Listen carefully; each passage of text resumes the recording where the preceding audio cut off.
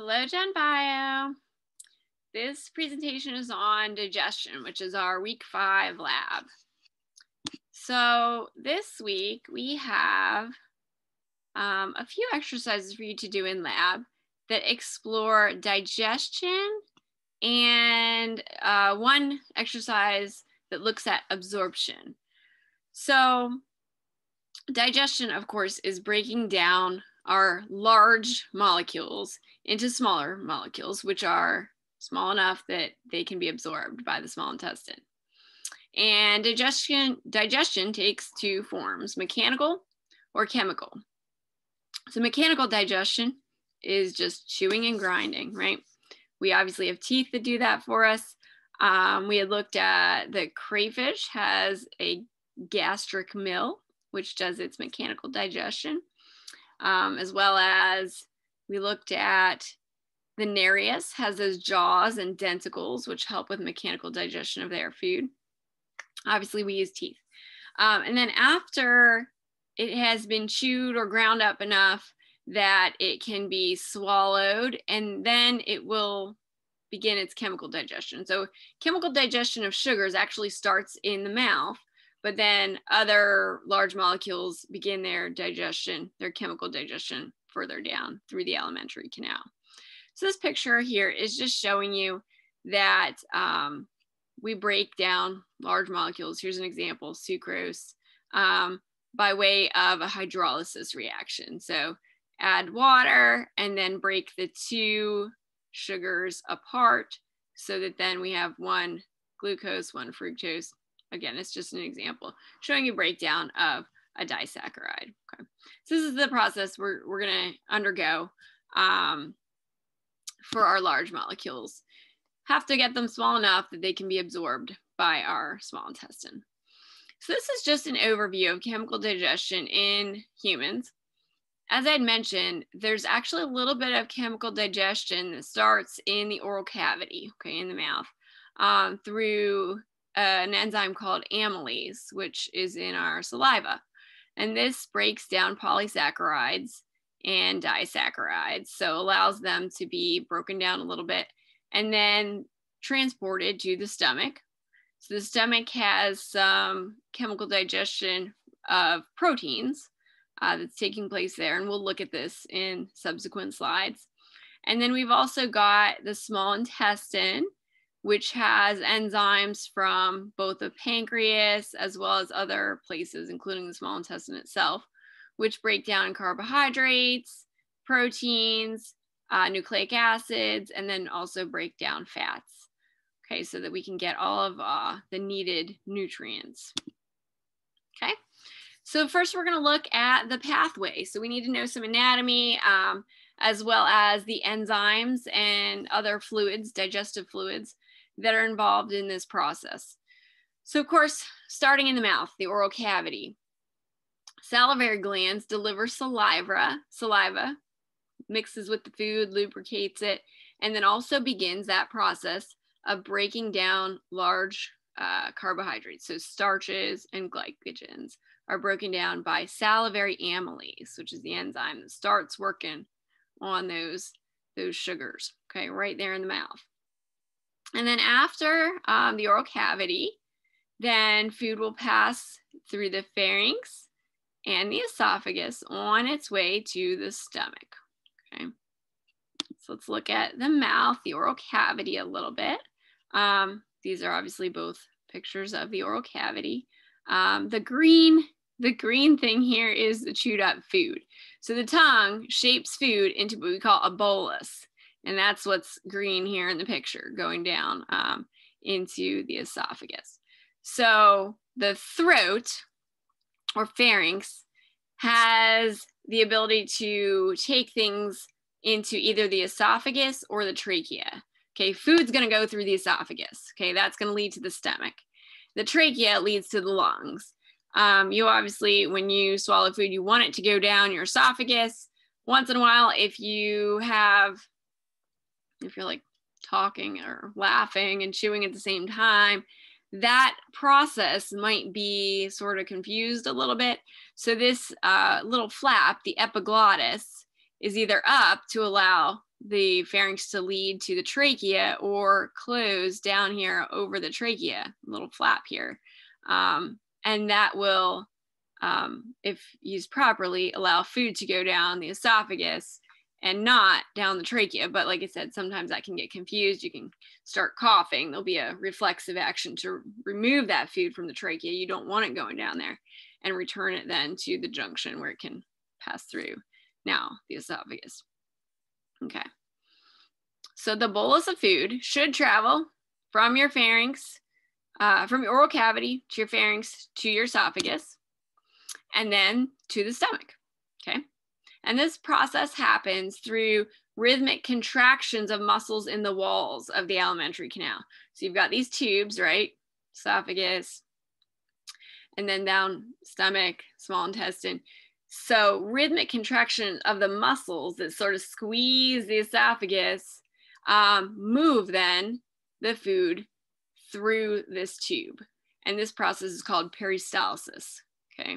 It's just gonna move rhythmic contractions of the muscles in the walls, move the food down the esophagus into the stomach, okay? And I'm gonna point out here that there are rings of muscle called sphincters that can close or guard the junctions between the esophagus and the stomach and the small intestine, okay, to allow for proper movement. First of all, in one direction. You don't really want the food going back up the esophagus. You want it to go down into the stomach. So keep that food in the stomach and not allow it to go back up into the esophagus, and also to allow it to get properly processed in the stomach before moving to the small intestine. Okay, so those sphincters help with that. Once in the stomach, now food is mixed with a juice, gastric juice, okay, which is very acidic. And this is churned, and this mixture then is referred to as chyme, okay? The food along with the gastric juice, that's called chyme. The gastric juice has a lot of digestive enzymes we'll look at in a minute, which chemically digest that food. And also in the stomach, we've got contraction, relaxation of muscles in the wall of the stomach, which allow for churning, mixing, lots of nice homogenization of that food with the gastric juice, which obviously allows for chemical breakdown. Okay. And as I mentioned, you've got those sphincters, which allow for the one direction movement of food. And if there's some kind of failure of that sphincter between the esophagus and the stomach, if you do get food coming back up into the esophagus, this is what we recognize as heartburn. All that acidic mixture that comes back up in the esophagus can cause some problems, and we call that heartburn, okay? But then once it moves into the small intestine, it has to pass through another sphincter to go into the first part of the small intestine, which is called the duodenum, okay? We want it to move there in a regulated fashion. So that sphincter sort of allows for it to get processed before moving to the small intestine, okay? So while in the stomach, we're gonna look in a little bit more detail at what happens to food, especially to proteins that are being broken down here in the stomach. So in the stomach, we already said we have this gastric juice, okay? And it has a very low pH, about 2, which allows for the killing of bacteria and the denaturing of proteins at low pH. This gastric juice is made up of hydrochloric acid and pepsin. Hydrochloric acid is, again, very acidic. It denatures the proteins and allows for then them to expose their peptide bonds. So if you remember, you've got 2 amino acids linked by a peptide bond, but then like the tertiary and quaternary structure of these proteins is maintained until broken down by the low pH facilitated by the hydrochloric acid. So now these peptide bonds are exposed, and this allows for pepsin, which is a protease, to break the peptide bonds then and cleave these long proteins into smaller peptide segments, okay? And conveniently, pepsin works in a very acidic environment. That's how it works best. So different enzymes work best at different pH. And so this system is obviously well designed to work to have the protease work in a very acidic environment that is created by the hydrochloric acid. Okay, so just to look at this process in a little bit more detail, in your stomach, this is the epithelium of the stomach. So the contents would be up here, sort of. This is the lining here. You've got these gastric pits, which are lined by different types of cells. So the two primary ones are chief cells and parietal cells. Okay, chief cells secrete pepsinogen, which is the precursor to pepsin. Okay, and then the parietal cells, they release hydrogen and chloride separately. And then once in the lumen of the stomach, the hydrogen and chloride ions form hydrochloric acid. Okay, so obviously this is going to be a very acidic environment. The lining of the stomach has to be protected so that it's not damaged by the acidic environment. So it is lined with mucus to prohibit it from being damaged by the gastric juice. And also another mechanism is in place to protect the stomach. Cell division in the stomach happens very rapidly, such that there's an entirely new epithelial layer that's thought to be added about every 3 days, so that the cells are not broken down and allowed to be damaged by the acidic environment in the stomach. So the next slide is going to look a little bit closer at these cells that line the gastric pits in the stomach. So these are the pink ones are the chief cells, and the yellow here is a parietal cell. Like I said, the parietal cells separately allow for the passage of chloride and hydrogen ions, which once in the lumen, the space, will combine to form hydrochloric acid. And then the chief cell produces and releases pepsinogen into the lumen as well. And then once pepsinogen is acted on by hydrochloric acid, this activates it. It converts it to pepsin. And then that's the active form of the enzyme, which can break down the peptide bonds of proteins that have been ingested and are now in your stomach, in the chyme. Pepsin is actually then acting in two ways. Not only does it break those peptide bonds to allow for digestion of proteins, but it also activates more pepsinogen, which sort of starts to positively reinforce this process, okay? Allow for further digestion of proteins in the stomach. Okay. And then after the stomach, the chyme passes through that sphincter that I had mentioned called the pyloric sphincter and into the small intestine.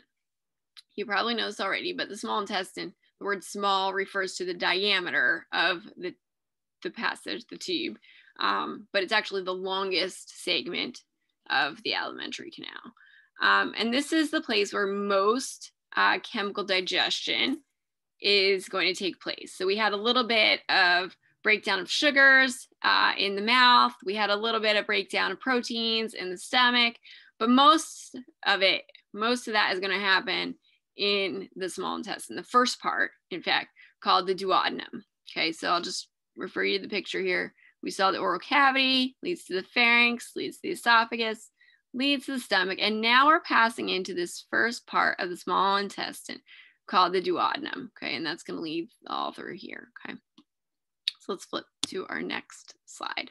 So in the small intestine, all of that gastric juice and food, which is now called chyme, now that it's mixed together, is further processed by other digestive juices, which are produced in and released into the small intestine. They're produced from the pancreas, liver, gallbladder, and the small intestine itself. And then this is where a lot of the further digestion is taking place. So the pancreas is shown here. It's like a yellowish color, sort of sits behind the small intestine. It produces several different types of digestive juices. including trypsin, which is a protease, amylase, which breaks down sugars, lipase, which breaks down fat globules, and then it is also responsible for secreting bicarbonate, which is responsible for neutralizing the acidic content that had come from the stomach. So that chyme is now going to be more neutral so that it doesn't have that acidic nature to it anymore. And then and as I'd mentioned, we call that first portion of the small intestine the duodenum. Then we move to the subsequent portions of the small intestine called the jejunum and the ileum. And this is where most absorption of nutrients takes place. So we had said by this point, we had gotten a lot of that chemical digestion accomplished. So now we need to absorb the nutrients, right? So one key factor here is that in the small intestine, there is a huge surface area. So like I said, it's the longest segment of the alimentary canal, but also it has a lot of folds and villi and microvilli, which are little projections that come off of the inside of the small intestine. So I'll just direct you here. This is the tube, the small intestine. This is obviously the inside of the small intestine. And there are these folds, which are on the inner surface, that are lined with what we call villi, okay? Villi are enlarged here, and on the villi are microvilli. Both villi and microvilli are small finger-like projections, which basically just increase surface area, okay? So what could have been a flat surface and had some surface area is now increased by all these folds and projections, okay? So all of that lining is space that will enable absorption of nutrients into the body, okay? So it's just showing you here in this last segment, I'll point out that amino acids and sugars are absorbed across the lining then of the small intestine and into the bloodstream, whereas fatty acids, they take a slightly different path because they are not water soluble. So they have to go into the lymph, which is a different fluid. Okay, but either way, we're getting absorption of a lot of the nutrients that we took in, which had been mechanically digested already, chemically digested, now can be taken into the body. Okay, so that is the background for what we're doing in lab this week.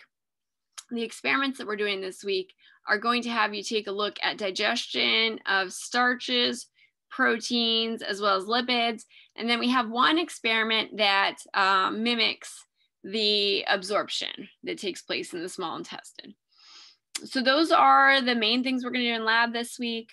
Our writing assignment, our next writing assignment is assigned this week. It will be due the following week, is going to be on materials and methods. So you had written the introduction already. That sort of gives background. It ends with your hypothesis for experiment. And we had done that on a separate topic.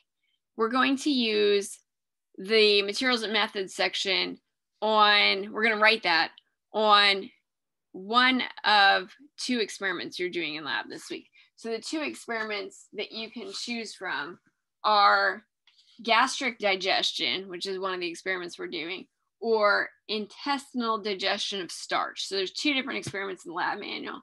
You choose one, and then you're going to write the materials and methods section on that experiment, on that exercise. So you should include enough detail in the materials and methods section that someone who is roughly familiar with the theory, the background, so someone who had already kind of been exposed to the introduction for this topic, would be able to accomplish a replication of your work. So you need to include the instruments you use, specific solutions or enzymes, how you're testing it, what products you're using to test it. So enough detail that somebody could replicate the process, okay? And it shouldn't have results in it. You don't need to include results. That's the next section in the writing process, okay? So just stick to what you used, how you did it, okay? Don't give background, that's in the introduction, and don't give results. That's in the results section. And then I think there's also 2 small McGraw-Hill assignments that are on Canvas as well for this week. All right, so that's it for the pre-lab talk. I will see you guys in lab on Tuesday. Have a great week.